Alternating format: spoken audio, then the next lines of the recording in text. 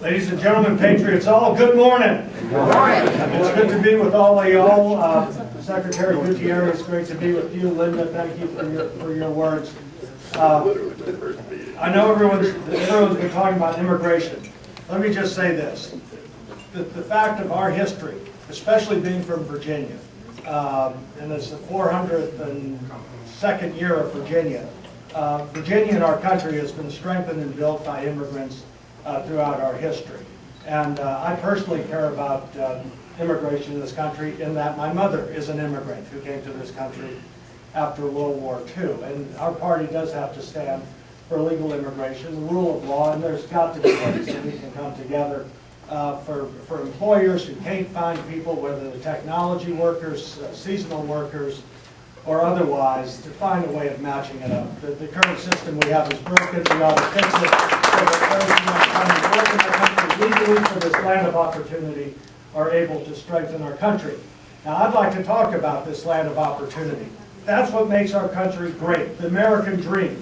Yes, some came and some come for religious or political freedom. Most come because and want to be in our country because it is a land of opportunity. I grew up in a football family. And in sports, what you have is a level playing field. And everyone has that equal opportunity to compete and succeed. You don't care about their religion or their ethnicity or their race. All you care about is whether they can help your team win. Team America needs to have that same sort of competitive spirit. Now, what are the essentials for individual empowerment, individual opportunity to achieve the American dream or prosperity or self-determination for yourself and your family? The things that matter, and the Secretary Gutierrez knows this, you have to have the right competitive economic policies. Taxes have to be competitively low. The small business owners, they're entrepreneurs. They hate a bunch of paperwork and meddling government. They want to move forward with their ideas. Taxes matter a lot. That means you're taking money. It's not as if the government doesn't have to have taxes. Of course it does. At the state level for education and law enforcement. At the national level certainly for national defense is a preeminent responsibility of the federal government. And it is important, though, that when tax policies are being put forward, think of those who are the small business owners, regardless of their ethnicity. Small businesses are most of the businesses in this country.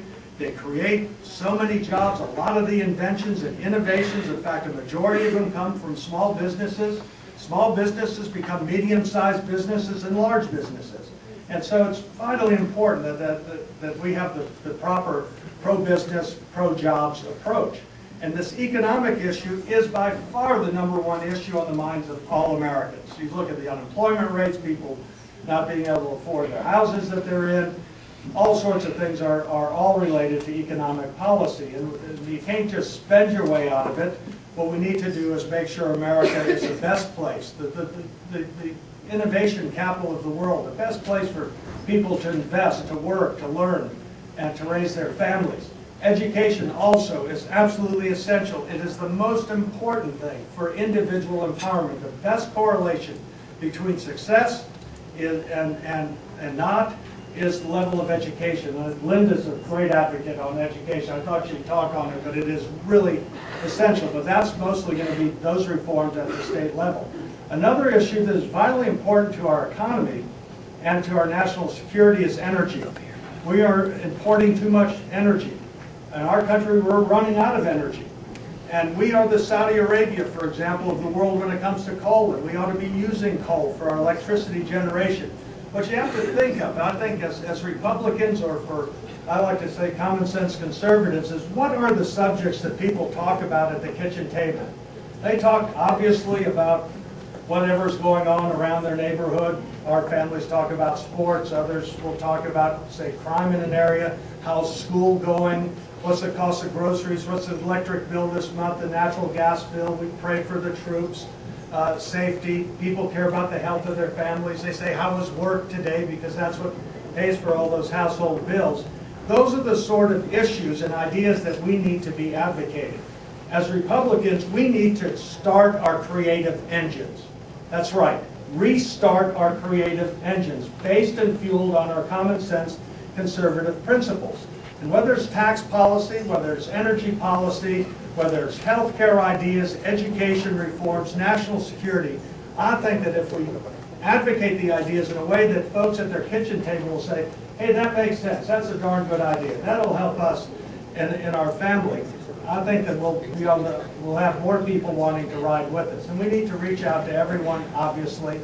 And I think that the energy issue, while it may be number 3 on the list of concerns, energy is affecting our economy, it's affecting our jobs, our competitiveness, our standard of living, and our national security. We as Americans, for our jobs, ought to be using more coal. We ought to be using more advanced nuclear for electricity. We ought to be allowing access to our oil and natural gas. We need to be, as Republicans and conservatives, being for common sense conservation. We hate waste of electricity, waste of food, waste of anything. And so common sense conservation is part of it. With nanotechnology,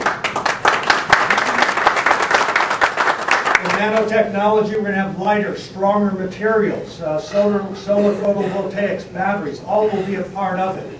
There is no single silver bullet. We need silver buckshot to make sure that we have a strategic American energy freedom. And so I think that as we go forward on energy policy, tax policy, or some of the issues that are going to rise later this year, like this cap and trade tax scam, I think that people need to look at that issue, where you have former Vice President Al Gore talking for this carbon tax and cap scheme that they're actually backing off of in Europe.